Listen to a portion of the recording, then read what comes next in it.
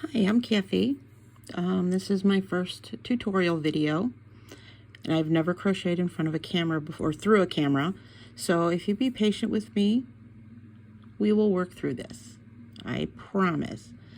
There are thousands of videos that I have watched on how to make the magic ring, or magic loop, whatever, to make stuffies, amigurumi, hats, whatever.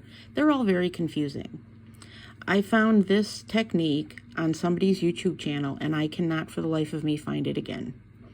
So I figured I'd create a video, and then when I figure out who it is, I will give them credit.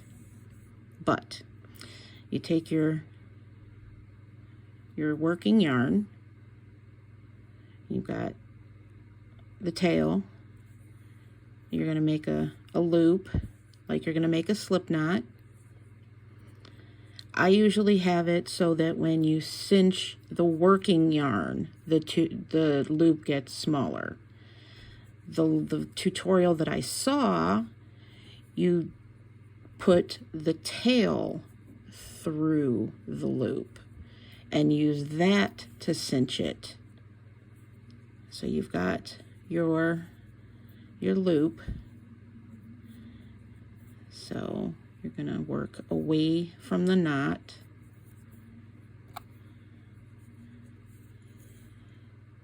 And you're going to make your single crochets. It's usually 6 or 8.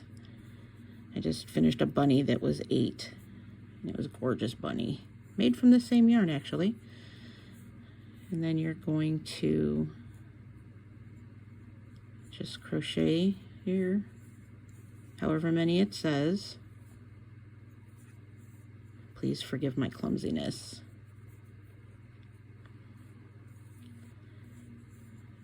Let's see, how many do I have? 1, 2, 3, 4,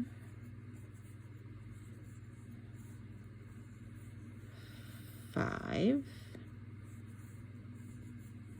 6, and then you got your single crochets on there, and then you just grab your tail and cinch up your slip knot.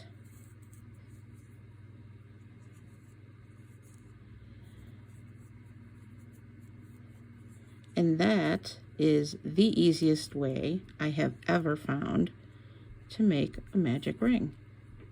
Just use your slip knot.